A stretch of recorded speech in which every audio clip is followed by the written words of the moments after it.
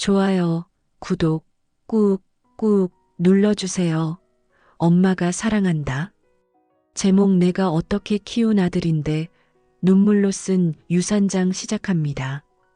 1챕터 우리 엄마는 국밥집 사장이었지. 경기도 수원시 구시가지 30년 넘게 국밥집을 운영했던 정연이는 이제 70에 가까운 나이가 되었습니다. 한때는 새벽 4시부터 밤 9시까지 쉴 틈 없이 돌아가던 가게도 이제는 작은 반찬 가게로 바뀌었어요. 아이고, 무릎이 또 결리네. 연희는 무거운 김치통을 들어 올리며 작게 신음소리를 냅니다. 69살의 몸은 예전 같지 않아요. 하지만 아직도 새벽 5시면 어김없이 일어나 반찬을 만들고 계십니다. 가게 벽면에는 색바랜 사진 한 장이 걸려 있어요. 20년 전 대학 졸업식 날 아들 도연과 함께 찍은 사진입니다. 그때 연희의 얼굴에는 자랑스러움이 가득했어요. 우리 도연이가 서울대 경영학과를 나왔어요. 손님들에게 자랑하던 기억이 아직도 생생합니다. 남편도 없이 혼자서 아들을 키우며 얼마나 고생했는지 몰라요. 국밥집 일이 힘들어도 참았고 손님들이 험한 말을 해도 꾹 참았습니다. 오직 아들 하나만 보고 살았거든요. 도연이는 정말 착한 아들이었어요. 대학 다닐 때도 아르바이트를 하며 용돈을 스스로 벌었고 어머니가 힘들어하면 가게 일을 도와주기도 했습니다. 엄마 걱정 마세요. 졸업하면 좋은 회사 들어가서 엄마 편하게 해드릴게요. 도연이의 그 약속이 정말로 이루어졌어요. 대학 졸업 후 대형 금융회사에 취직한 도연이는 지금 과장까지 승진했습니다. 그리고 5년 전에는 서울 강남에서 결혼식도 올렸어요. 며느리 수연이는 처음 만났을 때부터 좀 다르다는 느낌이 들었습니다. 강남에서 자란 아가씨라 그런지 말투도 조신하고 옷차림도 단정했어요. 하지만 왠지 모르게 벽이 느껴졌습니다. 어머니, 안녕하세요. 수연이의 인사는 언제나 정중했지만 마음이 담겨 있지 않다는 게 느껴졌어요. 하지만 연희는 불평하지 않았습니다. 아들이 좋은 사람 만나서 행복하면 그것만으로도 감사했거든요. 결혼 초기에는 도연이가 한 달에 2번씩은 어머니를 찾아왔어요. 수연이도 함께 오긴 했지만 항상 급한 일이 있다며 일찍 돌아가곤 했습니다. 엄마, 수연이가 아직 시댁 적응하기 힘들어해요. 이해해 주세요. 도연이의 말에 연희는 고개를 끄덕였습니다. 며느리도 어려울 거라고 생각했거든요. 하지만 시간이 지날수록 도연이의 발걸음은 점점 뜸해졌습니다. 한 달에 한 번이던 것이 2달에 한 번이 되고 이제는 석 달에 한 번꼴로 줄어들었어요. 엄마, 죄송해요. 회사 일이 너무 바빠서. 도연이의 사과는 늘 같았습니다. 하지만 연희는 뭔가 달라진 것을 느꼈어요. 예전처럼 다정하지도 않고 전화 통화도 항상 급하게 끊으려고 했습니다. 3년 전 연희는 큰 결심을 했어요. 30년 넘게 운영하던 국밥집을 정리한 거죠. 나이도 있고 몸도 힘들어서였지만 가장 큰 이유는 아들 때문이었습니다. 도연이 결혼할 때 아파트 계약금이라도 보태주고 싶었는데 국밥집을 정리하면서 나온 돈으로 도연이 아파트 계약금을 도왔어요. 그게 연희가 가진 전 재산의 절반이었습니다. 지금 연희가 사는 집은 남편이 살아있을 때 장만한 작은 단독주택이에요. 구시가지에 있어서 그리 비싸지는 않지만 연희에게는 소중한 보금자리입니다. 그래도 우리 도연이는 효자야. 바쁘긴 하지만.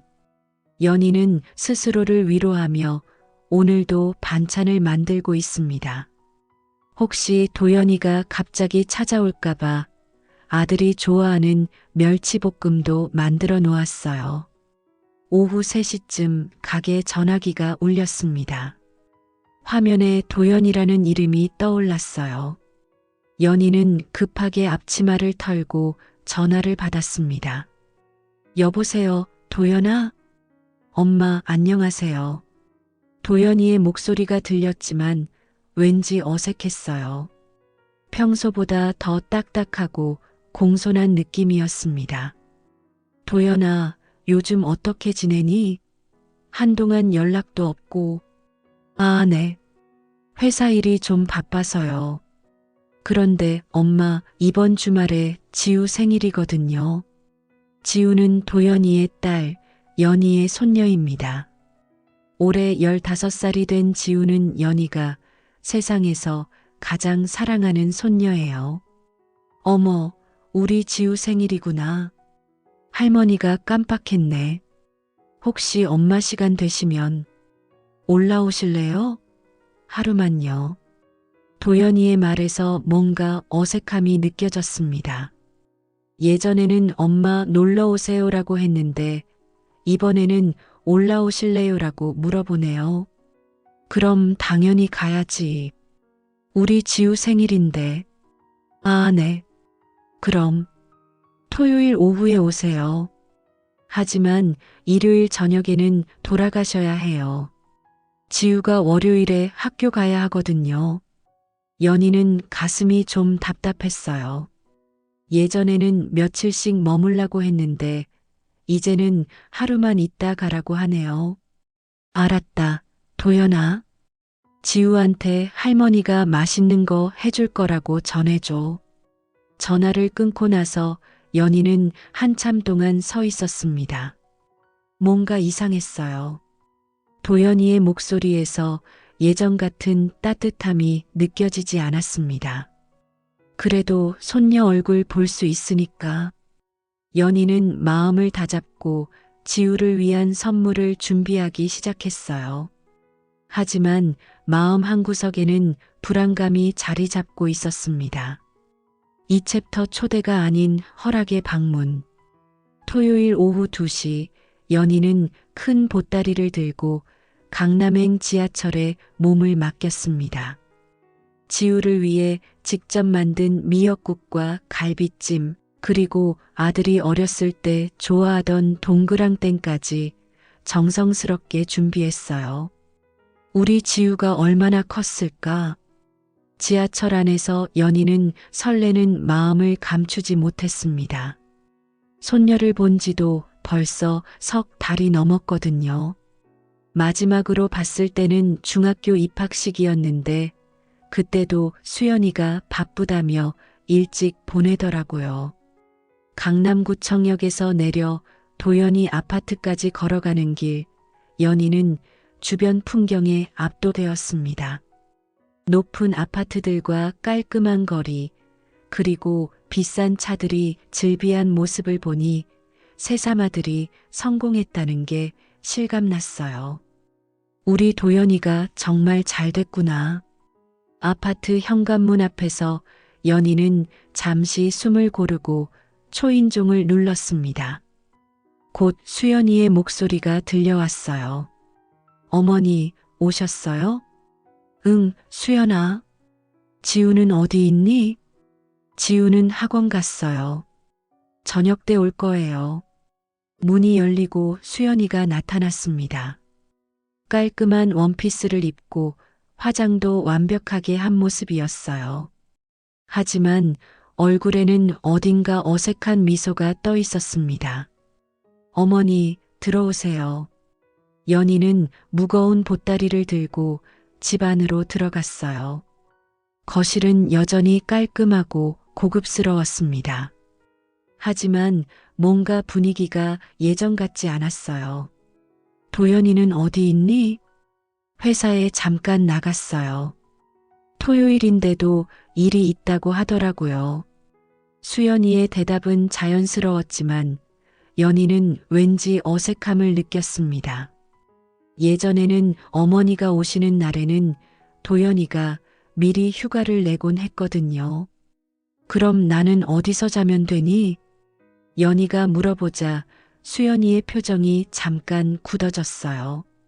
그리고는 곧 미소를 지으며 대답했습니다. 어머니, 죄송한데 안방은 아직 정리가 안 됐어요. 거실 소파에서 주무시면 안 될까요? 하룻밤만이니까. 연희의 가슴이 철렁했습니다. 예전에는 항상 안방을 내어주곤 했는데 이제는 거실 소파에서 자라고 하네요. 아, 그래도 괜찮아. 소파가 편하더라. 연희는 애써 밝게 대답했지만 마음은 무거웠어요. 며느리의 태도가 확실히 달라진 게 느껴졌습니다. 어머니 짐은 여기 놓으세요. 저는 저녁 준비를 해야 해서. 수연이는 연희의 보따리를 거실 한 구석에 놓고는 부엌으로 들어갔어요. 연희는 혼자 거실에 앉아 있으며 주변을 둘러봤습니다. 집 안 곳곳에 변화가 있었어요. 예전에 있던 가족 사진들이 많이 줄어들었고 연희가 선물로 준 화분도 보이지 않았습니다. 저녁 6시쯤 도연이가 집에 돌아왔어요. 정장 차림의 도연이는 여전히 잘생겼지만 얼굴에 피로가 역력했습니다. 엄마 오셨어요. 도연아, 고생 많다. 토요일에도 일하느라. 회사 일이 좀 바빠서요. 도연이의 인사는 예전보다 훨씬 격식적이었어요. 마치 손님을 대하는 것 같은 느낌이었습니다.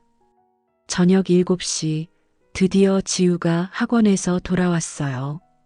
키가 훌쩍 큰 지우를 보자 연희의 얼굴에 환한 미소가 떠올랐습니다. 우리 지우, 할머니가 얼마나 보고 싶었는지 몰라. 할머니, 지우만은 예전 그대로였어요. 할머니를 보자마자 달려와서 안겼습니다. 연희는 손녀를 꼭 안으며 눈물이 날 것 같았어요. 생일 축하한다, 우리 지우. 할머니가 맛있는 거 해왔어. 정말요? 할머니가 만든 갈비찜이요? 지우의 눈이 반짝였어요. 할머니 음식을 정말 좋아하는 지우였거든요. 저녁 식사 시간 연희가 준비한 음식들이 식탁에 올라왔습니다. 지우는 맛있게 먹었지만 도연이와 수연이는 어딘가 어색해 보였어요. 할머니, 이거 정말 맛있어요. 지우의 칭찬에 연희는 기뻤지만 도연이 부부의 반응은 시큰둥했습니다. 어머니, 요즘은 짜게 먹으면 몸에 안 좋다고 하던데요. 수연이의 말에 연희는 당황했어요. 예전에는 연희의 음식을 좋아한다고 했는데 이제는 트집을 잡네요. 아, 그런가? 나도 모르게 짜게 했나 보네. 괜찮아요, 엄마. 맛있어요. 도연이가 중재했지만 분위기는 어색했습니다. 저녁 식사 후 연희는 설거지를 도우려고 부엌에 갔어요. 하지만 수연이는 사양했습니다.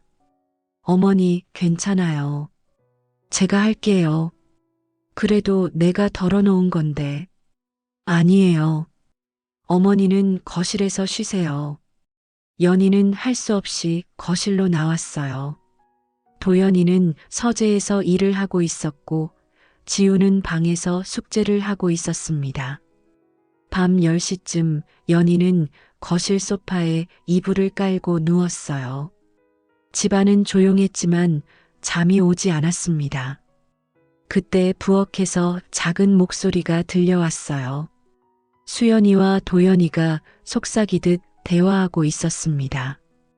여보, 솔직히 어머니 돈 다 썼으면서 왜 이렇게 오래 머물려고 하세요? 수연이의 목소리였어요. 연희는 가슴이 철렁했습니다. 그러게 말이야.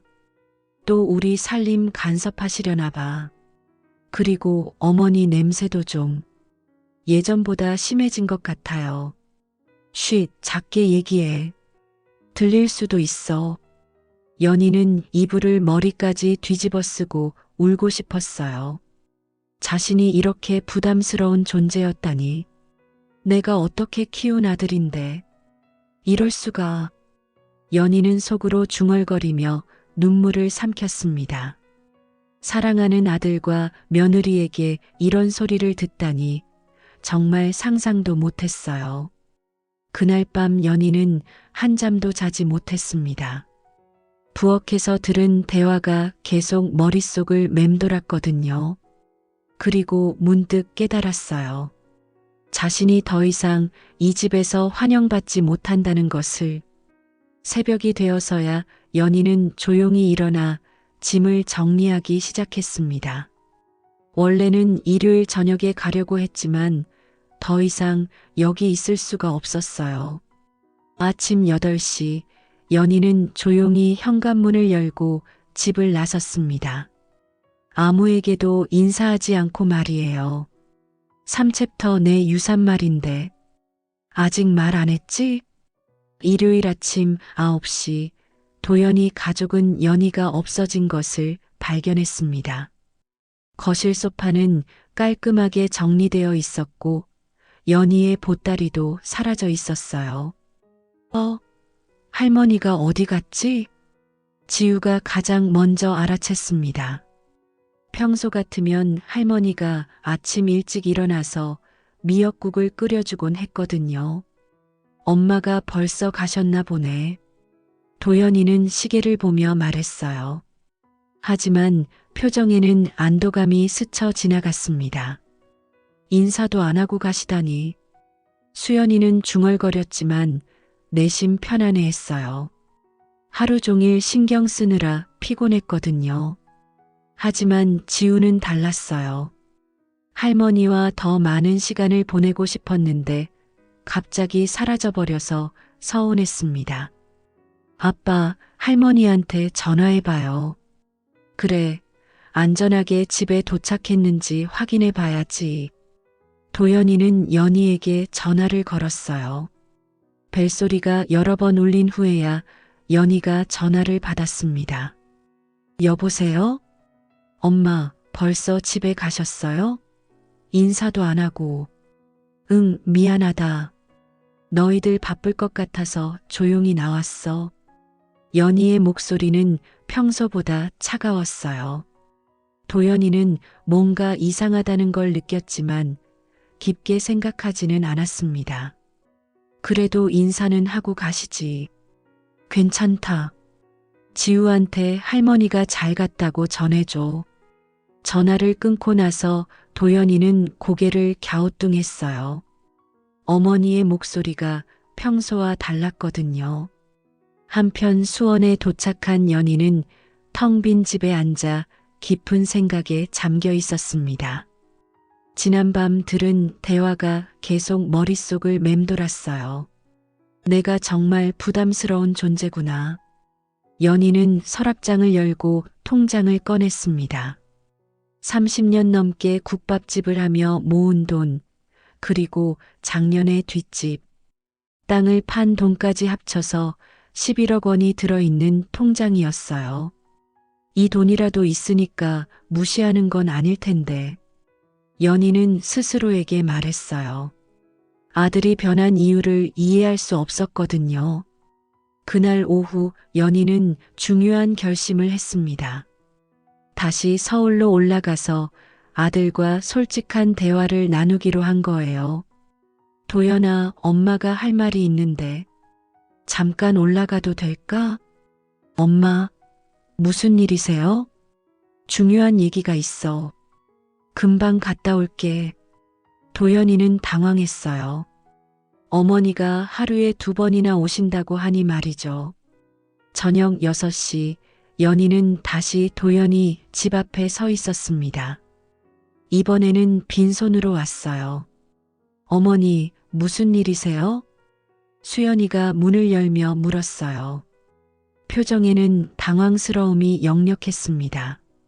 수연아, 도연이 있니? 네, 있어요. 들어오세요. 거실에서 도연이가 나왔어요. 평상복 차림의 도연이는 어머니를 보며 의아해했습니다. 엄마, 무슨 일이세요? 뭔가 급한 일이라도. 앉아봐, 도연아. 엄마가 할 말이 있어. 연희의 진지한 표정을 보고 도연이와 수연이는 소파에 앉았어요. 지우도 방에서 나와 거실로 왔습니다. 뭔 일이야, 할머니? 지우야, 너도 들어봐. 중요한 얘기거든. 연희는 잠시 숨을 고르고 입을 열었어요. 도연아, 엄마가 그 집 팔았어. 네. 어떤 집을 말씀하시는 거예요? 뒷집 딱 말이야. 작년에 팔았는데 11억 원에 팔렸어. 순간 거실이 조용해졌어요. 도연이와 수연이의 눈이 동시에 커졌습니다. 11억 원이요? 수연이가 놀란 목소리로 물었어요. 그 돈이면 강남 아파트 한 채를 살 수 있는 거액이었거든요. 응. 아직 통장에 그대로 있어. 만져본 적도 없고. 도연이는 머리가 하얘졌어요. 어머니가 그런 큰 돈을 가지고 계신 줄은 꿈에도 몰랐거든요. 어머니, 그런 돈이 있으시면서 왜 지금까지 말씀을 안 하셨어요? 수연이의 목소리에는 흥분이 섞여 있었어요. 그동안 시어머니를 부담스러워했는데 이런 거액의 돈이 있었다니. 누구한테 줄까 해서 고민이 많았거든. 근데 어젯밤에 결정했어. 연희는 잠시 말을 멈추고 가족들의 표정을 살펴봤어요. 모두 자신의 다음 말을 기다리고 있었습니다. 이 돈을 어떻게 할지는 좀 더 생각해 보려고. 어머니, 그런 큰 돈은 미리 가족들과 상의하셔야죠. 요즘은 유산도 생전에 정리하는 게 좋대요. 수연이가 조심스럽게 말했어요. 갑자기 시어머니에 대한 태도가 바뀐 게 역력했습니다. 그렇긴 하지. 근데 엄마는 아직 건강하잖아요. 도연이도 어색하게 웃으며 말했어요. 하지만 속으로는 그 돈에 대한 생각뿐이었습니다. 할머니, 그런 큰 돈이 있으면 위험하지 않아요? 사기꾼들도 많다던데. 지우가 순수하게 걱정하며 말했어요. 하지만 부모님의 표정은 사뭇 달랐습니다. 그러게 말이에요, 어머니. 그런 큰 돈은 안전하게 관리해야 해요. 수연이가 거들었어요. 목소리에는 예전에 없던 친밀함이 섞여 있었습니다. 연희는 가족들의 변화된 태도를 지켜보며 씁쓸한 미소를 지었어요. 어젯밤에는 부담스러워하더니 돈 얘기를 하자마자 태도가 180도 바뀌었거든요. 그래, 너희 말이 맞지. 엄마도 나이가 있으니까. 어머니, 오늘 밤은 여기서 주무세요. 안방 준비해 드릴게요. 수연이가 갑자기 친절하게 말했어요. 어젯밤에는 거실 소파에서 자라고 했으면서 말이죠. 어머니, 내일부터 시간 내서 은행 같이 가요. 전문가 상담도 받아보고. 도연이도 적극적으로 나섰어요. 평소 같으면 바쁘다고 했을 텐데 오늘은 달랐습니다. 연희는 가족들의 변화된 모습을 보며 마음이 복잡했어요. 돈 때문에 달라진 태도가 너무나 명확했거든요. 그날 밤 연희는 안방에서 잠을 청했지만 쉽게 잠들 수 없었어요. 법무사 명함을 만지작거리며 깊은 생각에 잠겨 있었습니다. 정말로 돈 때문에 달라진 건가? 연희의 마음은 무거웠어요. 사랑하는 아들이지만 이런 모습을 보니 실망스러웠거든요. 4챕터 가족회의. 월요일 아침 연희는 평소보다 늦게 일어났습니다. 안방 침대에서 자니 몸이 한결 편했지만 마음은 여전히 무거웠어요. 거실에서는 도연히 가족들의 목소리가 들려왔습니다. 어머니 일어나셨나? 수연이가 안방 문을 살짝 두드렸어요. 어제와는 완전히 다른 친절한 목소리였습니다. 응, 일어났어.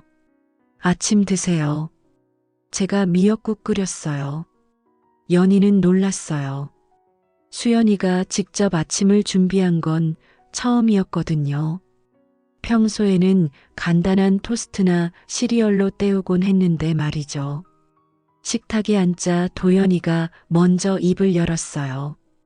엄마, 어제 말씀하신 그 돈 관련해서 가족들이 같이 상의하면 좋겠어요. 그래, 도연아. 어차피 엄마 돈이니까 엄마가 알아서 할게. 아니에요, 어머니. 요즘은 유산도 생전에 정리하는 게 세금도 절약하고 가족 간 오해도 없앤다고 해요. 수연이가 열심히 설명했어요. 인터넷으로 밤새 찾아본 정보들을 술술 말하고 있었습니다. 세금이 얼마나 되는데? 상속세가 만만치 않아요. 미리 증여하면 세금을 많이 줄일 수 있어요. 도연이도 거들었어요. 회사에서 재무일을 하다 보니 이런 쪽에는 밝았습니다. 그럼 그 돈으로 뭘 할 건데? 연희가 직접적으로 물어보자 도연이와 수연이는 서로 눈빛을 교환했어요. 일단 지우 교육비가 많이 들어요. 특목고 준비하느라 학원비만 월 200만 원씩 나가거든요. 수연이가 먼저 말했어요. 하지만 연희는 의문이 들었습니다. 도연이 수입이 괜찮은데 학원비 때문에 그런 큰 돈이 필요할까요? 그리고 전세 만료가 내년에 되는데 집값이 많이 올라서 전세금을 올려야 해요. 도연이가 덧붙였어요. 하지만 이것도 이상했습니다. 강남 아파트면 전세금이 아니라 자가 아닌가요? 너희 집 전세야? 자기 집 아니고? 연희의 질문에 도연이는 당황했어요. 그동안 어머니에게 자가라고 말해왔거든요. 아, 그게 사실은 전세예요. 집값이 너무 비싸서. 그럼 지금까지 거짓말한 거야? 연희의 목소리에 실망감이 섞여 있었어요. 아들이 자신에게 거짓말을 했다는 게 충격이었습니다. 거짓말은 아니고 곧 살 예정이었는데 집값이 너무 올라서. 도연이는 변명했지만 연희의 표정은 굳어갔어요. 그리고 사실 회사 상황이 좀 어려워요. 도연이가 조심스럽게 말했어요. 어머니에게 말하기 어려웠던 이야기였습니다. 무슨 소리야? 구조조정이 있었어요. 제가 다니던 부서가 없어졌거든요. 연희는 가슴이 철렁했어요. 아들이 회사에서 잘리다니. 그럼 지금 일 안 하는 거야? 다른 부서로 옮겼는데. 월급이 많이 줄었어요. 도연이의 고백에 연희는 할 말을 잃었어요. 그동안 아들이 얼마나 힘들었을지 생각하니 마음이 아팠습니다. 왜 진작 말하지 않았니? 어머니 걱정시키고 싶지 않아서요. 그때 지우가 조용히 말했어요. 할머니, 저는 그런 돈 받고 싶지 않아요. 모든 시선이 지우에게 집중되었어요. 15살 손녀의 입에서 나온 말이라고는 믿기 어려웠습니다. 지우야, 무슨 소리니? 수연이가 당황하며 물었어요. 엄마, 아빠가 할머니 돈 때문에 갑자기 친절해진 거 다 알아요. 어제까지는 할머니한테 그렇게 차갑게 했으면서. 지우의 말에 도연이와 수연이는 당황했어요. 아이가 다 알고 있었던 거죠. 지우야, 그런 말 하는 게 아니야. 도연이가 타이르려 했지만 지우는 계속 말했어요. 할머니는 우리가 돈 때문에 좋아하는 게 아니라 진짜로 사랑해서 좋아해주는 사람이 필요해요. 연희는 손녀의 말에 눈물이 날 것 같았어요. 이 어린아이가 어른들보다 훨씬 순수한 마음을 가지고 있었거든요. 지우야. 할머니, 저는 할머니가 주시는 용돈이면 충분해요. 그런 큰 돈은 할머니가 쓰세요. 지우의 말에 수연이는 얼굴이 빨개졌어요. 딸이 이런 말을 한다는 게 창피했거든요. 지우야, 내가 뭘 안다고 그런 말을 하니? 엄마야말로 할머니 돈만 생각하고 있잖아요. 어제까지는 할머니 냄새 난다고 했으면서. 지우야. 수연이가 소리를 질렀어요. 하지만 이미 늦었습니다. 연희는 모든 걸 들었거든요. 순간 식탁 위가 조용해졌어요. 연희는 천천히 젓가락을 내려놓았습니다. 그래, 내가 냄새가 나는구나. 어머니, 그게 아니라. 아니야, 지우 말이 맞아. 엄마가 돈 얘기를 하자마자 너희가 달라진 거 다 봤어. 연희의 목소리는 차분했지만 그 속에는 깊은 상처가 담겨 있었어요. 엄마, 오해하지 마세요. 저희는 진심으로. 진심? 어젯밤에 내가 다 들었어.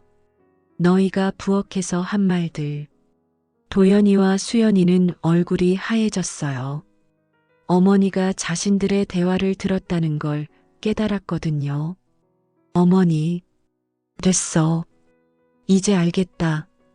연희는 자리에서 일어났어요. 더 이상 이 자리에 있고 싶지 않았습니다.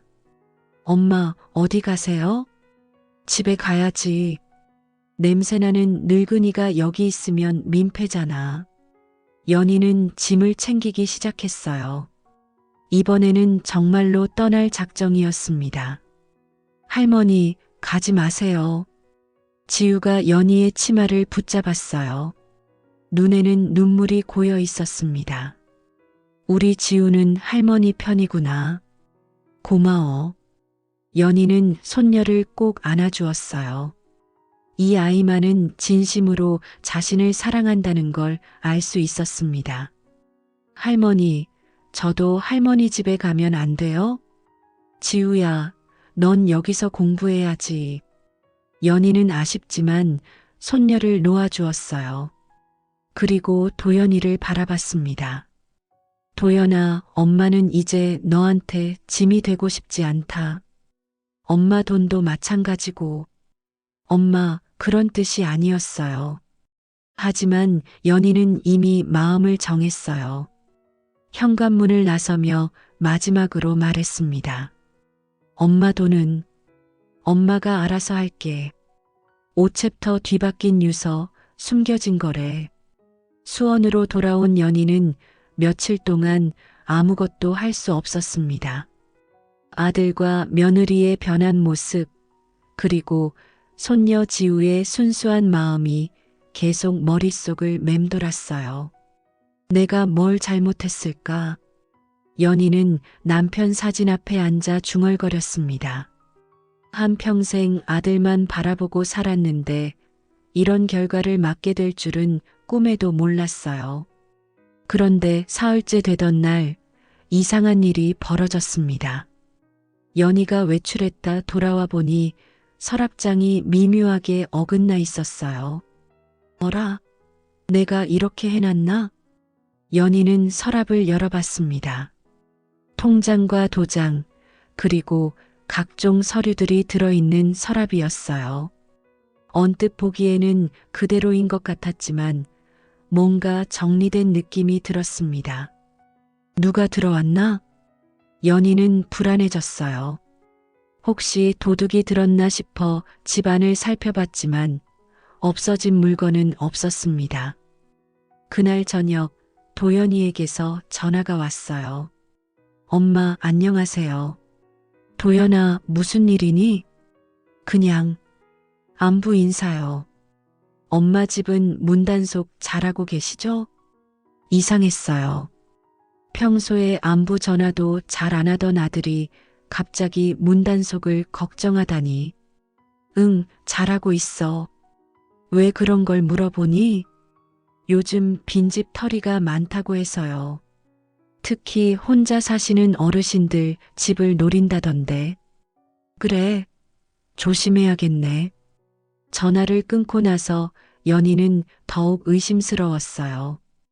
아들의 목소리에서 뭔가 어색함이 느껴졌거든요.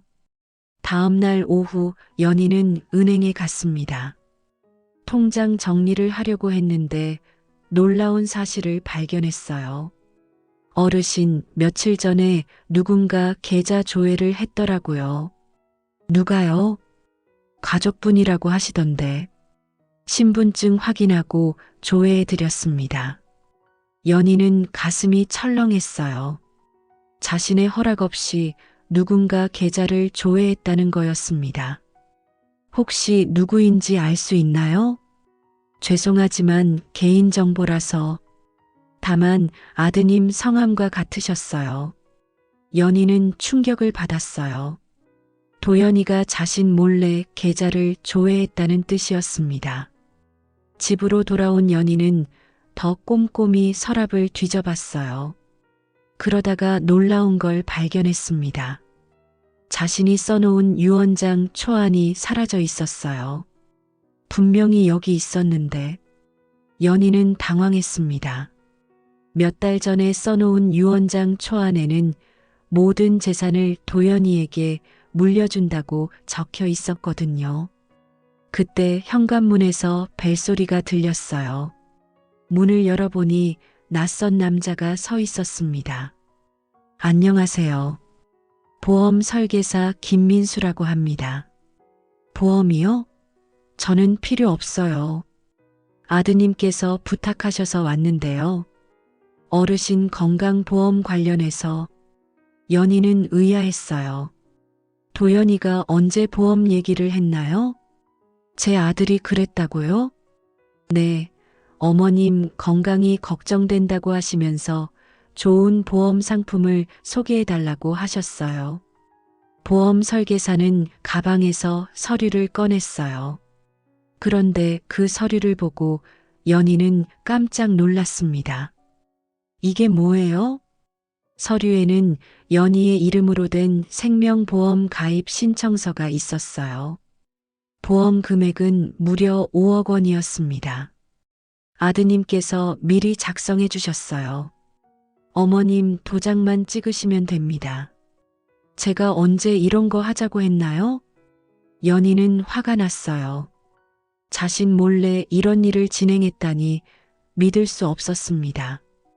아드님께서 어머님께 말씀드렸다고 하셨는데 저는 모르는 일이에요. 돌아가세요. 연희는 보험 설계사를 돌려보냈어요. 하지만 마음은 더욱 불안해졌습니다. 저녁에 도연이에게 전화를 걸었어요. 도연아, 오늘 보험 설계사가 왔더라. 아, 그래요? 엄마 건강보험 하나 들어두시면 좋을 것 같아서요. 내 허락도 없이 왜 그런 일을 진행해? 엄마를 위해서 한 일인데. 도연이의 목소리에는 당황함이 섞여 있었어요. 그리고 은행에서도 들었는데 내가 내 계좌 조회했다고? 그게 엄마 통장 관리가 걱정되어서요. 내가 언제 허락했니? 연희의 목소리가 점점 커졌어요. 아들의 행동이 이해할 수 없었습니다. 엄마, 화내지 마세요. 다 엄마를 위해서 한 일이에요. 내 서랍도 뒤졌지? 전화기 너머로 침묵이 흘렀어요. 도연이가 대답하지 않는 것으로 연희는 확신했습니다. 도연아, 정직하게 말해봐. 뭘 찾으러 왔던 거니? 엄마, 죄송해요. 마침내 도연이가 인정했어요. 사실은 회사에서 문제가 생겼어요. 큰 문제가요. 무슨 문제? 횡령 의혹을 받고 있어요. 3억 원 정도. 연희는 다리에 힘이 빠졌어요. 아들이 횡령을 했다니. 정말 횡령한 거니? 아니에요. 저는 안 했어요. 하지만 증명할 방법이 없어요. 도연이의 목소리는 절망적이었어요. 그래서 변호사 비용이 필요하고 만약에 실제로 배상을 해야 한다면 연희는 이제 모든 걸 이해했어요. 아들이 왜 갑자기 유산 얘기를 꺼냈는지, 왜 보험을 들려고 했는지. 그래서 내 돈이 필요한 거구나. 엄마, 죄송해요. 정말 어쩔 수 없는 상황이에요. 연희는 눈물이 날 것 같았어요. 사랑하는 아들이 이런 상황에 처했다니. 도연아, 엄마가 도와줄게. 정말요? 하지만 조건이 있어. 연희의 목소리는 단호했어요. 무슨 조건이요? 앞으로는 엄마한테 거짓말하지 마. 그리고 지우한테도 솔직하게 말해. 알겠어요, 엄마. 전화를 끊고 나서 연희는 깊은 한숨을 쉬었어요. 아들을 도와주고 싶지만 이런 식으로 속이려 했다는 게 너무 실망스러웠습니다. 내가 어떻게 키운 아들인데 나를 이렇게 쓰려고 키운 거였니? 연희는 속으로 중얼거리며 눈물을 흘렸어요. 사랑으로 키운 아들이 자신을 속이려 했다는 사실이 가슴을 아프게 했습니다. 그날 밤 연희는 오랫동안 잠들지 못했어요. 아들을 어떻게 도와줘야 할지, 그리고 이 상황을 어떻게 해결해야 할지 고민이 깊었습니다. 하지만 한 가지는 확실했어요. 더 이상 아들에게 속지 않겠다는 것, 그리고 자신의 돈을 어떻게 쓸지는 자신이 결정하겠다는 것이었습니다. 6챕터 각성, 그리고 선택. 그날 밤 연희는 한잠도 이루지 못했습니다. 아들의 고백이 머릿속을 떠나지 않았어요. 횡령 의혹, 3억 원이라는 거액, 그리고 자신을 속이려 했던 일들이 파노라마처럼 스쳐 지나갔습니다. 새벽 5시 연희는 일어나 차를 끓였어요. 평생 이렇게 마음이 복잡했던 적이 없었습니다. 여보, 나는 어떻게 해야 할까요? 남편 사진을 바라보며 중얼거리는 연희의 목소리에는 깊은 절망이 담겨 있었어요. 오전 9시 연희는 중요한 결심을 했습니다. 법무사 사무실에 전화를 걸었어요. 안녕하세요. 유언장 작성 상담 받고 싶은데요. 네, 언제 오실 수 있으세요? 오늘 가능한가요? 연희의 목소리는 단호했어요. 더 이상 미룰 수 없다는 생각이 들었거든요. 오후 2시 연희는 법무사 사무실에 앉아 있었습니다. 50대 중반의 법무사 선생님이 친절하게 맞아주었어요. 어떤 상담을 원하시나요? 제 전 재산을 손녀 명의로 신탁 처리하고 싶어요. 손녀님 명의로요? 아드님은 어떻게 하실 건가요? 아들은 제외하고 싶어요. 법무사는 놀란 표정을 지었어요. 보통은 자녀에게 재산을 물려주는 경우가 대부분이거든요. 혹시 특별한 사정이 있으신가요? 연희는 잠시 망설이다가 입을 열었어요. 아들이 저를 속였어요. 제 돈만 노리고 있었거든요. 아, 그런 일이. 손녀는 달라요. 그 아이만은 진심으로 저를 사랑해요. 연희의 목소리에는 확신이 담겨 있었어요. 하지만 손녀님이 미성년자시라면 부모가 관리하게 되는데요. 그게 문제예요. 부모들이 손댈 수 없게 하고 싶어요. 법무사는 고개를 끄덕였어요. 그렇다면 신탁을 이용하시는 게 좋겠네요. 손녀님이 성인이 될 때까지는 신탁회사에서 관리하고 부모는 어떤 방식으로도 해지나 청구할 수 없도록 할 수 있어요. 정확히 그거예요. 연희는 안도의 표정을 지었어요. 다만 시간이 좀 걸립니다. 서류 준비하고 신탁회사와 협의하는데 일주일 정도. 괜찮아요. 제대로 하고 싶어요. 법무사 사무실을 나온 연희는 한결 마음이 가벼워졌어요. 드디어 자신의 뜻대로 할 수 있게 되었거든요. 그런데 집으로 돌아가는 길에 도연이에게서 전화가 왔어요. 엄마, 지금 어디세요? 밖에 나와 있어. 왜? 급한 일이 있어서요. 집에 계세요. 금방 갈게요. 연희는 불안해졌어요. 아들의 목소리가 다급했거든요. 1시간 후 도연이가 수연이와 함께 연희 집에 도착했어요. 두 사람의 표정이 심각했습니다. 엄마, 큰일 났어요. 무슨 일이니? 회사에서 정식으로 고발장이 접수됐어요. 이제 정말 법정에 서야 해요. 도연이의 얼굴은 창백했어요. 그래서 변호사 선임 비용이 시급해요. 일단 2천만 원은 있어야.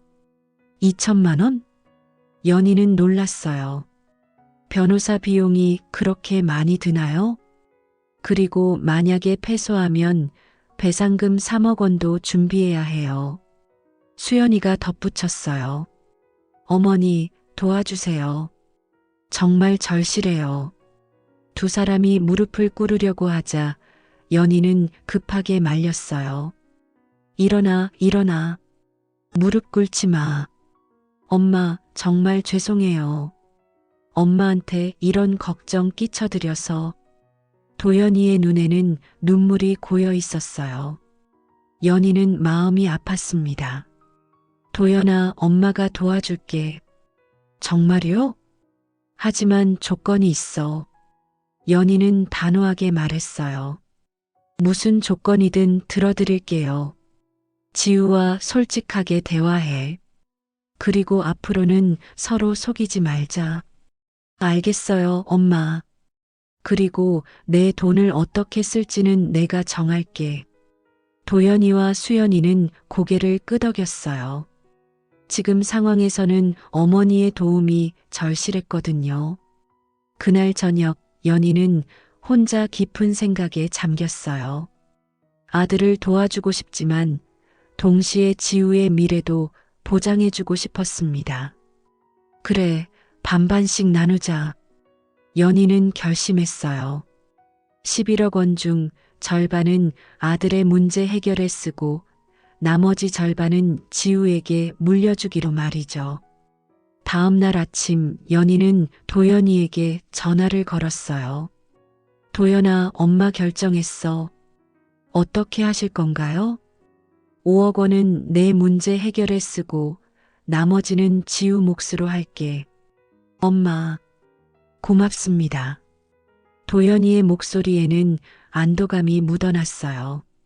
하지만 지우 몫은 신탁으로 처리할 거야. 너희가 손댈 수 없게. 그것도 좋습니다. 지우를 위한 거니까요. 연희는 아들의 대답에 조금 놀랐어요. 예전 같으면 반대했을 텐데 이번에는 순순히 받아들이네요. 그리고 도연아, 네 엄마. 엄마는 이제 너한테 짐이 되고 싶지 않다. 연희의 목소리에는 슬픔이 담겨 있었어요. 엄마, 그런 말씀 마세요. 아니야. 엄마도 이제 내 인생을 살고 싶어.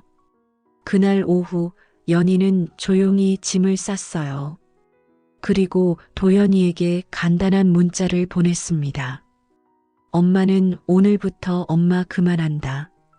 문자를 받은 도연이는 당황해서 전화를 걸었지만 연희는 받지 않았어요. 연희는 작은 가방 하나만 들고 집을 나섰습니다. 갈 곳은 정해져 있었어요. 시골에 있는 언니 집이었습니다. 언니 나야. 며칠 있어도 될까? 연희야. 무슨 일이야? 나중에 자세히 얘기할게. 지금은 조용한 곳이 필요해. 연희는 수원을 떠났어요. 새로운 시작을 위해서였습니다. 그날 밤 도연이 가족은 연희를 찾으려고 했지만 어디 있는지 알 수 없었어요. 연희의 휴대폰도 꺼져 있었습니다. 지우가 가장 걱정했어요. 할머니가 어디 가신 거예요? 걱정 마, 지우야. 할머니가 연락 주실 거야. 하지만 도연이도 불안했어요. 어머니가 정말로 떠나버린 건 아닐까 싶었거든요. 연희는 그날 밤 언니 집 작은 방에서 창밖을 바라봤어요. 별이 유난히 많이 보이는 밤이었습니다. 이제 정말 새로 시작하는 거구나. 연희의 입가에 작은 미소가 떠올랐어요. 처음으로 자신만을 위한 선택을 한 것 같았거든요. 7챕터 파국의 날, 그리고 고백. 연희가 사라진 지 일주일이 지났습니다. 도연이는 어머니를 찾기 위해 경찰서에 신고까지 했지만 성인이 스스로 집을 나간 경우라 수사에 한계가 있었어요. 아빠, 할머니 진짜 어디 가신 거예요? 지우는 매일 울상을 하며 물어봤어요. 할머니가 없으니 밥맛도 없고 공부도 집중이 안 됐습니다. 할머니가 연락 주실 거야. 걱정 마. 도연이는 지우를 달랬지만 사실 자신도 초조했어요. 변호사 선임 문제도 급한데 어머니와 연락이 닿지 않았거든요. 그런데 그날 오후 집에 택배가 도착했어요. 발송인은 법무법인 정이었습니다. 이게 뭐지? 수연이가 택배를 뜯어보니 공문서가 들어있었어요. 제목을 보자마자 얼굴이 하얘졌습니다. 신탁 설정 통지서. 여보, 빨리 와봐요. 수연이의 다급한 목소리에 도연이가 달려왔어요. 뭔데 그래? 이거 어머니가 지우 명의로 신탁을 설정하셨대요. 도연이는 서류를 들여다봤어요. 신탁 금액은 5억 5천만 원, 수익자는 김지우, 그리고 부모는 어떤 방식으로도 해지나 청구할 수 없다고 명시되어 있었습니다. 5억 5천만 원? 도연이는 당황했어요. 어머니가 가진 돈이 11억 원인데 절반 이상을 지우에게 준 거였습니다. 그럼 우리는 얼마나 받는 거예요? 나머지니까 5억 정도? 하지만 그것도 확실하지 않았어요. 어머니가 어디 있는지도 모르는 상황이었거든요. 그때 지우가 학교에서 돌아왔어요. 엄마, 아빠, 무슨 일이에요? 지우야, 할머니가 너에게 큰 선물을 주셨어. 도연이는 어떻게 설명해야 할지 막막했어요. 무슨 선물이요? 할머니가 너 명의로 돈을 맡겨놓으셨어. 아주 많은 돈을. 지우는 이해하지 못했어요. 저는 그런 거 필요 없어요. 할머니가 어디 계신지만 알려주세요. 지우의 간절한 목소리에 도연이는 가슴이 아팠어요. 그날 저녁 도연이 집에 또 다른 손님이 찾아왔어요. 이번에는 연이었습니다. 어머니, 지우가 가장 먼저 달려갔어요. 우리 지우 많이 걱정했지? 연희는 손녀를 꼭 안아주었어요. 일주일 만에 본 지우가 야윈 것 같아 마음이 아팠습니다. 할머니, 어디 계셨어요? 진짜 걱정했다고요. 미안해, 지우야. 할머니가 생각할 시간이 필요했어. 연희는 도연이와 수연이를 바라봤어요. 두 사람의 표정이 복잡했습니다. 엄마, 어디 계셨어요? 얼마나 찾았는데. 시골 언니 집에 있었어. 마음 정리하느라. 연희는 거실 소파에 앉았어요. 표정이 전보다 훨씬 단호해 보였습니다. 신탁 통지서 받았지? 네, 받았어요. 도연이는 조심스럽게 대답했어요. 지우 몫은 그렇게 정리했어. 그 아이가 성인이 될 때까지는 아무도 손댈 수 없어. 어머니, 그건 너무 많은 것 같은데요. 수연이가 불만을 표시했어요. 많아? 내 돈인데 내가 주고 싶은 사람한테 주면 안 되나? 연희의 목소리에는 날카로움이 있었어요. 그게 아니라 도연이도 어려운 상황인데 도연이 일은 따로 도와줄 거야. 연희는 가방에서 봉투를 꺼냈어요. 이게 뭐예요? 수표야. 3억 원. 도연이와 수연이의 눈이 커졌어요. 3억 원이요? 변호사 비용하고 혹시 모를 배상금까지 해서 넉넉하게 준비했어. 도연이는 감격했어요. 엄마, 고맙습니다. 하지만 조건이 있어. 연희의 표정이 다시 진지해졌어요. 무슨 조건이요? 이 돈 받으면 앞으로 엄마한테 돈 얘기하지 마. 그리고 연희는 잠시 망설이다가 계속 말했어요. 엄마는 이제 너희와 거리를 두고 살 거야. 어머니, 무슨 말씀이세요? 냄새나는 늙은이가 자꾸 찾아가면 민폐잖아. 연희는 지난번 부엌에서 들었던 대화를 언급했어요. 어머니, 그건 정말 됐어. 이미 상처받았어. 그때 지우가 큰 목소리로 말했어요. 할머니는 냄새 안 나요. 할머니가 세상에서 제일 좋은 냄새 나요. 지우의 순수한 외침에 모두가 조용해졌어요. 할머니, 저도 할머니랑 같이 살래요. 지우야, 넌 여기서 공부해야지. 싫어요. 할머니가 더 좋아요. 지우는 연희의 치마를 붙잡고 놓지 않았어요. 연희는 손녀를 보며 눈물이 날 것 같았어요.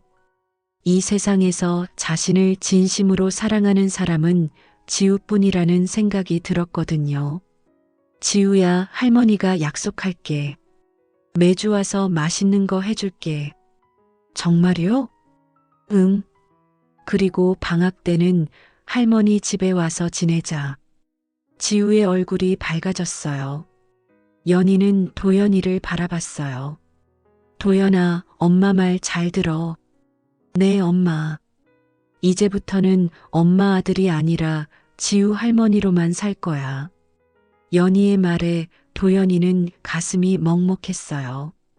엄마, 너희가 나를 부담스러워하니까 나도 이제 편하게 살고 싶어. 연희는 자리에서 일어났어요. 할머니, 벌써 가세요? 응, 지우야. 할머니는 이제 새로운 삶을 시작할 거야. 연희는 손녀에게 작은 봉투를 건넸어요. 이게 뭐예요? 할머니가 녹음한 거야. 나중에 혼자 들어봐.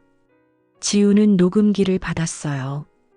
연희는 현관문을 나서며 마지막으로 돌아봤어요. 모두 건강하게 잘 살아. 특히 지우는 공부 열심히 하고. 문이 닫히고 나서 집안은 조용해졌어요. 도연이는 어머니가 주고 간 수표를 바라보며 복잡한 심정이었습니다. 그날 밤 지우는 혼자 방에서 할머니가 남긴 녹음을 들었어요. 우리 지우야, 할머니 목소리 잘 들리니? 할머니가 하고 싶은 말이 많은데. 내 부모님은 할머니를 사랑하지만 돈 때문에 마음이 복잡해진 것 같아. 하지만 넌 달라. 넌 진짜로 할머니를 사랑해주잖아. 그래서 할머니가 너에게 미래를 맡기고 싶어. 이 돈으로 훌륭한 사람이 되어줘. 그리고 할머니처럼 진짜 사랑이 뭔지 아는 사람이 되었으면 좋겠어. 지우는 눈물을 흘리며 녹음을 들었어요. 할머니의 깊은 사랑이 전해졌거든요. 그리고 다짐했어요. 할머니의 사랑에 보답할 수 있는 사람이 되겠다고 말이에요. 8챕터 인생 2막, 딸처럼 다시 시작된 관계. 연희가 떠난 지 석 달이 지났습니다. 도연이는 어머니가 준 돈으로 좋은 변호사를 선임했고 결국 무혐의 처분을 받을 수 있었어요. 하지만 그 과정에서 회사를 그만두게 되었고 지금은 작은 사업을 준비하고 있었습니다. 아빠, 할머니한테 연락드려봐요. 지우는 매일 아버지에게 말했어요. 할머니가 보고 싶어서 견딜 수가 없었거든요. 할머니가 연락 주신다고 하셨잖아. 벌써 3개월이나 지났는데. 지우의 목소리에는 서운함이 가득했어요.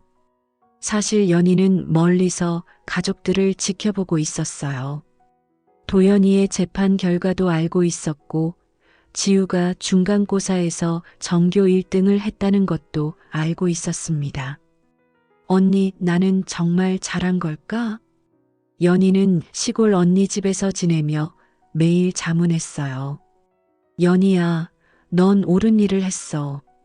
아들이 너를 너무 당연하게 생각했어. 언니 순자는 연희를 위로했어요. 그래도 내 아들인데. 아들이라고 해서 부모를 함부로 대해도 되는 건 아니야. 연희는 고개를 끄덕였지만 마음 한구석은 여전히 아들이 걱정되었어요. 그런데 어느 날 연희에게 뜻밖의 손님이 찾아왔어요. 할머니, 지우였습니다. 혼자서 버스를 타고 시골까지 온 거예요. 지우야, 어떻게 여기까지? 연희는 손녀를 꼭 안아주었어요.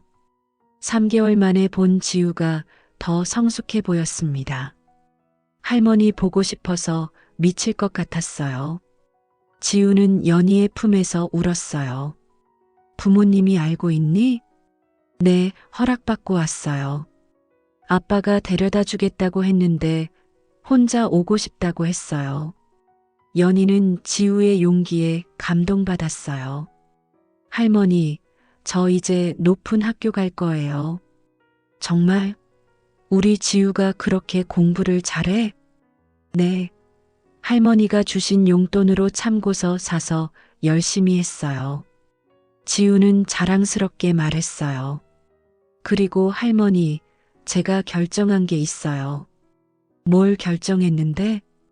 나중에 커서 할머니가 해주신 것처럼 다른 사람들도 도와주고 싶어요. 지우의 말에 연희는 뭉클했어요. 어떻게 도와주고 싶은데? 할머니가 저한테 주신 그 돈으로 장학금을 만들고 싶어요. 가난한 친구들이 공부할 수 있게요. 연희는 깜짝 놀랐어요. 15살 아이가 이런 생각을 하다니. 정말 그렇게 하고 싶니? 네. 할머니처럼 베푸는 사람이 되고 싶어요. 연희는 눈물이 났어요. 자신의 사랑이 지우에게 제대로 전해졌다는 게 느껴졌거든요. 그럼 할머니가 도와줄게. 정말요? 응. 우리 함께 계획을 세워보자. 그날부터 연희와 지우는 매주 만나게 되었어요. 지우는 주말마다 시골을 찾아와서 할머니와 시간을 보냈습니다. 그리고 1년이 지났습니다. 지우는 약속대로 특목고에 합격했어요. 연희는 지우와 함께 작은 장학재단을 만들었습니다. 이름은 연희의 집이었어요. 할머니, 이름이 예뻐요. 할머니 이름이니까 당연히 예쁘지. 연희는 웃으며 말했어요. 요즘 연희의 얼굴에는 평화로운 미소가 자주 떠올랐습니다. 연희의 집은 작은 공부방으로 시작했어요. 동네 아이들과 어르신들이 자유롭게 와서 쉴 수 있는 공간이었습니다. 연희는 그곳에서 반찬을 만들어 혼자 사는 어르신들께 나누어 드렸어요. 연희야, 내가 이렇게 보람찬 일을 하니까 보기 좋다. 언니 순자는 연희의 변화를 기뻐했어요. 언니, 나는 이제 진짜 내 인생을 사는 것 같아. 연희는 만족스러워했어요. 아들 눈치를 보며 살 때보다 훨씬 행복했거든요. 그런데 어느 날 뜻밖의 방문객이 있었어요. 도연이었습니다. 엄마. 도연이는 어머니를 보자 눈물이 났어요.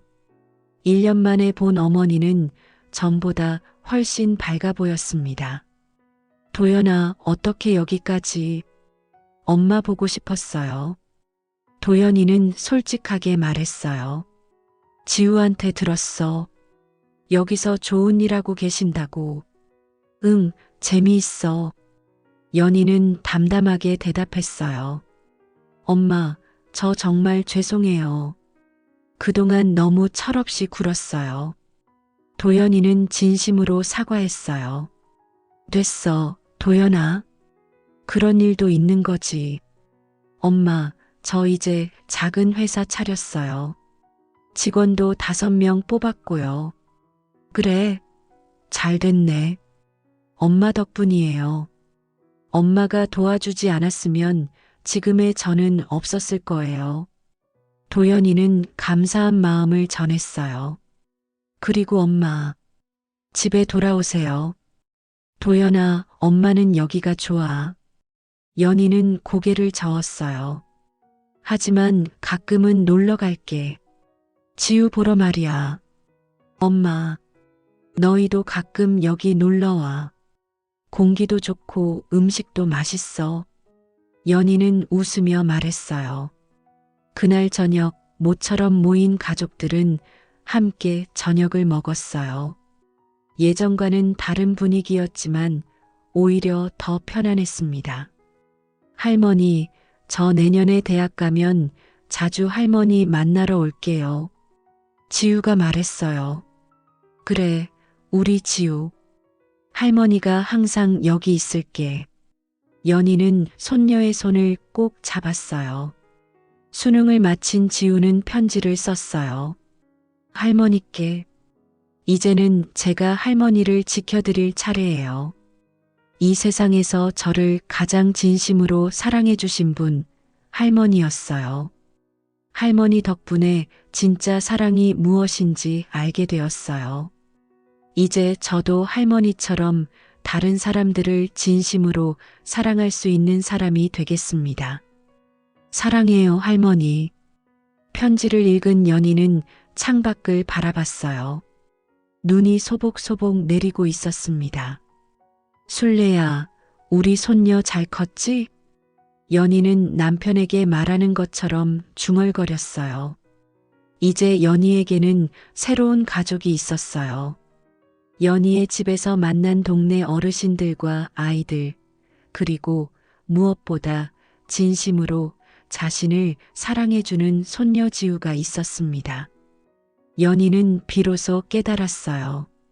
진정한 가족은 혈연이 아니라 진심으로 사랑하고 아껴주는 마음에서 시작된다는 것을, 그리고 자신의 인생 2막은 아들을 위한 것이 아니라 자신을 진심으로 사랑하는 사람들과 함께하는 것이라는 것을 말이에요. 눈 내리는 겨울 저녁, 연희는 따뜻한 차를 마시며 창밖을 바라봤습니다. 마음이 한없이 평온했어요. 이제야 진짜 자신의 인생을 살고 있다는 생각이 들었거든요. 내가 어떻게 키운 아들인데. 연희는 작게 중얼거리며 웃었어요. 이제 그 말에는 원망이 아니라 따뜻한 그리움만 남아 있었습니다.